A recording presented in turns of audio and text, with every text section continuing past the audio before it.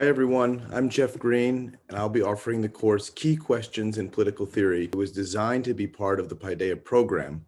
And in brief, the ambition of the course is to expose students to some of the most influential thinkers and ideas from Western political theory so that students can come away from the course able to think more clearly about their own political beliefs and political reality more generally. Now, how is such clarity supposed to be achieved in the course? I would emphasize three things. First, we're going to engage with uncommonly perceptive minds, including such figures who have been studied for centuries, like Thucydides from ancient Greece, Machiavelli from Renaissance Italy, and more recent political thinkers such as Hannah Arendt, Max Weber, Michel Foucault, Jürgen Habermas, Theodor Adorno, and numerous others. The idea would be that by studying minds that themselves have been perceptive about politics, we too can become more perceptive about politics. Further, and second, I think such clarity of political perception can be achieved in the course through addressing fundamental questions. We'll be tackling questions such as, what is, after all, politics? What is the relationship between politics and morality? What are some of the specific challenges and puzzles besetting the concern with global justice in the 21st century?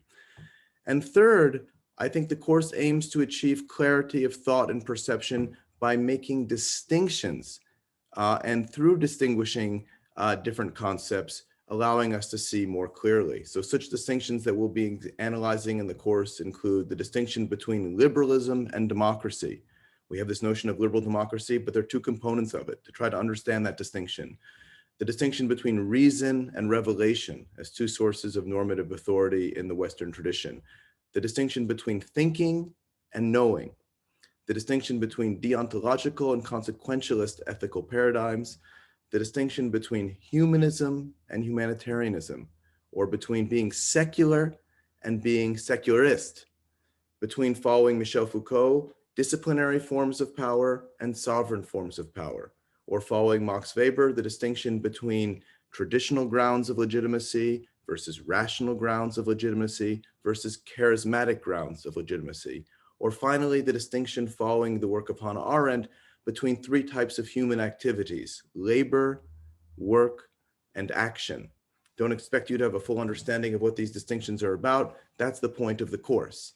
And in terms of the connections to the mission of the Paideia program, I think overall I would expect the curriculum in this course not to tell you what to think, but rather to help enhance how you think. Specifically, again, that the course would enable students to come away with more clarity and perceptivity about politics.